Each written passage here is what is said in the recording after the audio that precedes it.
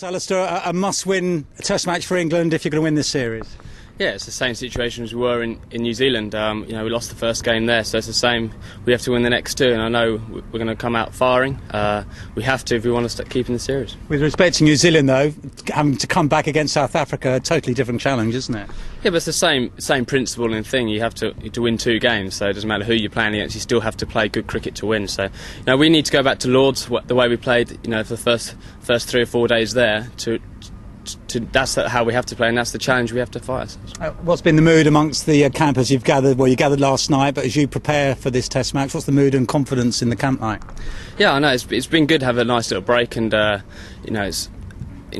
away from the game for a couple of days. Obviously, heading is a really tough Test match where we were put under the cosh, for the whole 4 days. So to get away from the game, do a little bit of individual practice, and it's amazing what a couple of days away from the lads gives to everyone. So it's all smiling again, and we know the challenge we've got ahead, and we're going to meet it head on with a smile on our face. You've got to be positive, of course, but how confident are you that you can turn things around and actually win this series? Yeah, very, because one bad game doesn't make you a bad side, and the challenge has to be as consistent as we can. We haven't quite done that after Lords to Headingley, so we had 4 bad days there. We know that. We've taken a look at ourselves, we've realised where we want to improve, and go on from there. And that's the best thing about challenge. It doesn't matter in sport, you always have a challenge, and whether you're 1-0 up, the challenge is to win the next game to keep that series. If you're 1-0 down, the challenge is to win that as well. So we're in a massive fight, we know that, but this, the England side always tends to bounce back well. You've had a great start to your international career, Alastair, but fair to say you drew a score yourself at the top of the order to set the tone? Yeah, I keep getting 60 at the moment, which is kind of frustrating. It was alright getting in, but that big score, it makes a massive difference. So fingers crossed. It's been slightly tough when you don't score 160, you don't really count that much. So yeah, I think everyone's in pressure to score runs. It doesn't matter when you play, you're always in pressure to score runs. So hopefully this week can be mine. The main fallout after Headingley has been around the bowling and selection, but to be fair to the bowlers, it was the batters who really didn't come off, and they need to fire here at Edgbaston to get them into a winning position, really. Yeah, it's very much a team game as well. We held our hands up after that first day. Yes, it was overcast and swinging, but we shouldn't have got bowled out for 200. We knew that.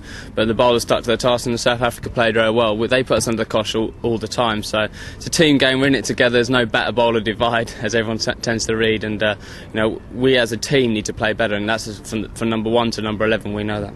What about the makeup of the side and the balance of the side? I know you're not a selector, but you're speaking to us today. Well, what's your own views on the way England should go? Should you have 5 bowlers in this team, or 4 bowlers, and have the batting strengthened maybe by Paul Collingwood? You're asking the wrong person here. You're right, I'm not a selector, just a foot soldier in the thing.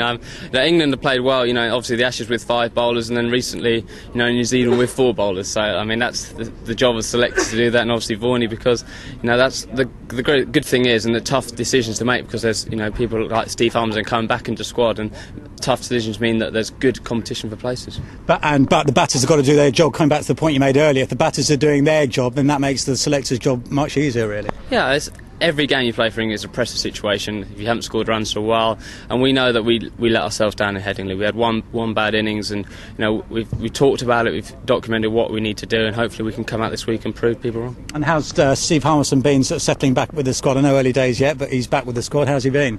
Yeah, it's great to have someone like Steve back. Obviously had a slight disappointing tour in New Zealand, he'd admit that, but he went back and was told by selectors if he performed in county cricket, he's always got a chance for that pace and bounce, and I think he's leading wicket taker in the county championships this year, so he's done that, and he's going to hope to get a chance this week.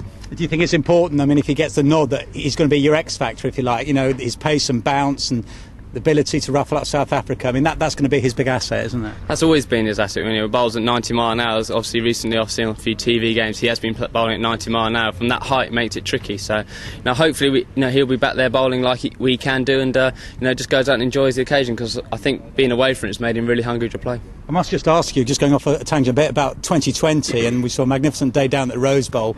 Obviously you weren't involved, but as a cricketer, what did you make of that 2020 finals day? Yeah, it's fantastic. I didn't see all of it, but I actually saw the last couple of overs, just popped in there, and that's brilliant. It's a great advert for cricket, that, isn't it? I think everyone who went there had a great day, and unfortunately Essex didn't win it, so I've taken a bit of stick from Straussy about that, but it's a great day for cricket, and hopefully more days like that. Entertainment wise, although you do well here at Edgbaston, Austin, it's some act to follow, really, isn't it, in the longer form of the game? Yeah, it's a different thing. Like, test matches build over days and days, and that's what makes it excitement. You can kind of lose a test match in one session, so that's what keeps everyone on their edge. And obviously 2020 cricket, it just flash bang, it happens really quickly, the entertainment. But it's amazing, sometimes in tense situations in test match, the excitement is obviously there, but in a different way.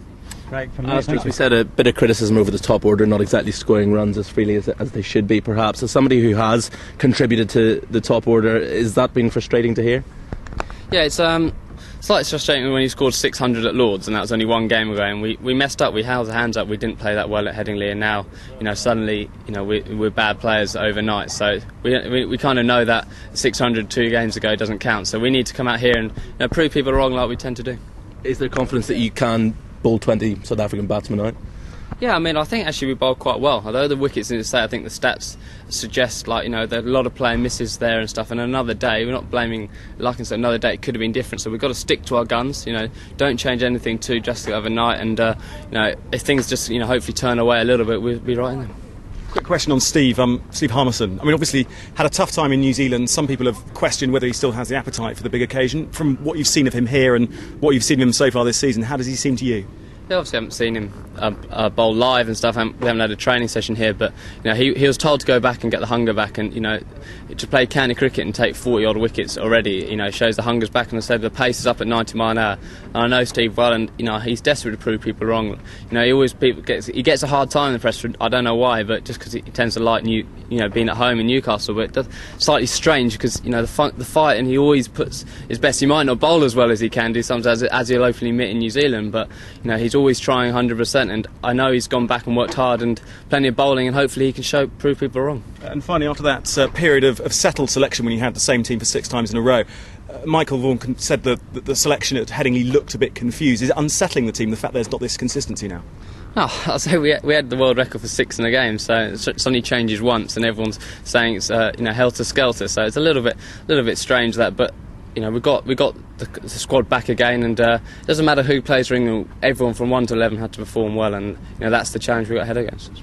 Just something on Dale Steyn, who won't be playing. Obviously, he's done well against England in the series. Is that good news for England? Yeah, statistically he's the world number 1, so obviously missing out would be disappointing for South Africa. But with Andre Nell coming back in, I know well from Essex days, and he's a great bowler and a very great competitor. So it's going to be tough whoever they play. He might be in your face a little bit, given his style. Yeah, a little bit. It's kind of he's a gentle giant off the pitch, so I know he's just been standing behind trying to make me laugh. So he's a great man, and hopefully for him he plays well, but obviously not that well. And just one more. I know pressure's an overused word in sport, but because you know what you have to do, will you feel under pressure as players going into this test match? No, just as much pressure as we normally are under. It's a pressurised job playing international sport, we know that, and when you're 1-0 down with 2 to play, this is kind of extra, but we're going to have to deal with it, and the pressure normally brings the best out of us, so hopefully we can do that this week. And Alastair, Edgbaston, what's it like as a ground for you? What's your record here? I've only played 1 test match here, and I think I got maybe 20 in and 20 not out, so hopefully a bit more in there today, and I'll say I'm looking forward to it. It looks great, the weather looks set, and hopefully we can play one.